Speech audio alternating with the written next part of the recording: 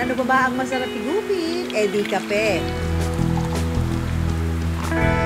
Pero ang couple na nakilala namin, hindi lang ito basta hinigop. Ginawa rin nila itong negosyo na degulong. Nasa 6 digits po a month yung kinikita po namin. Kung dati hindi pa sila sigurado kung saan lulugar, ngayon ay sumakses na silang magkaroon ng sariling pwesto. So nakita ko talaga yung paglaki ng business na to. Lagi ko ito nadadaanan every time na pupunta ako sa farm. Nung una, maliit lang siya, parang trailer lang. Tapos nung naman, lumaki na ng lumaki, tapos marami nang pumila. Ang sarap talagang magkape, as in magkape, ra! Sa panahon ngayon, hindi lang dapat masarap ang kape o anumang drinks. Kailangan aesthetic na rin. Teka, tingnan natin kung ano meron dito. Bukod sa iba't ibang kape, present din dito ang refreshing drinks. Ang iba nga umiilaw. Ilan sa bestseller nila ang sea salt latte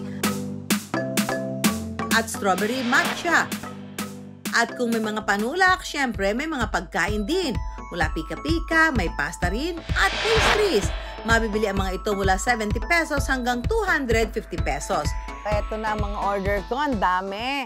So, ang challenge sa atin ay paano ko ito gagawing yung magiging katakam-takam siya pag nakita mo sa larawan. Ang best camera na pwedeng gamitin ay kung ano na ang meron kayo. Dapat wais mga kanegosyo. Hirap pala maging kukuha ng pagkain. Ayan. Kailangan talaga masarap tignan eh. Pwede ko bang i-photoshop to? So, ito na. This is my entry. Anong sa inyo mga kanegosyo? Parang kailangan kong mag-call a friend, ha?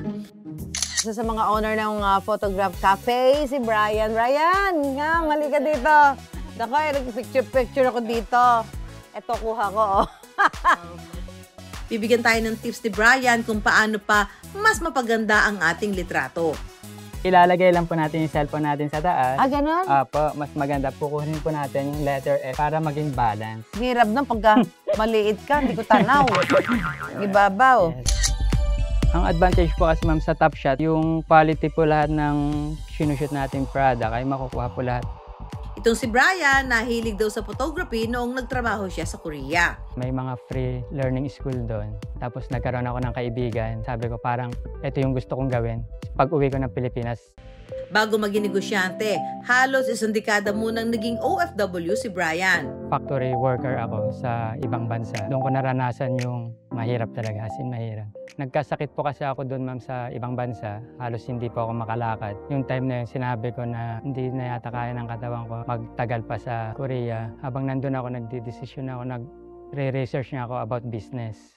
Ang kanyang partner na si Karina, on board din sa pagninegosyo. May mga ibang business po muna kaming nasimulan bago yung Photograph Cafe. Karoon muna kami ng bakery. After ng bakery, egg dealer, nalugi, may natutunan kami. In-apply namin sa pangalawa, nalugi ulit.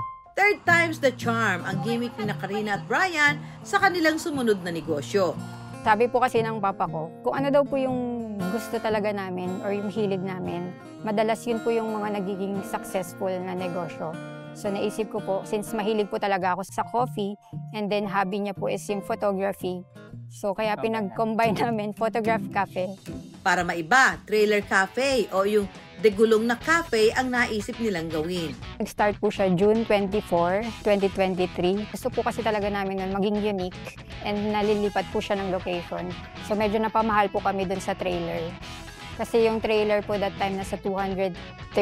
Kapag nagbebenta kami sa iba't ibang lugar, yung mga customers po, pina-portrait photoshoot din po. Nung una ay sa mga piyesta at events lang nila ito pinaparenta. Hanggang naisip nila itong iparada sa iba't ibang lugar. Then nakikipag-coordinate po kami sa barangay, pumupunta po kami sa mga matataong lugar. Nagbenta po kami sa may Kabyang Tunnel, sa may Ternate. Na-try din po namin mag-baler. Nag-set up po kami sa may tabi po mismo ng beach. Maraming natutuwa din kasi nga nag-travel na kami, nagbi-business pa. So after namin magtinda, swimming naman.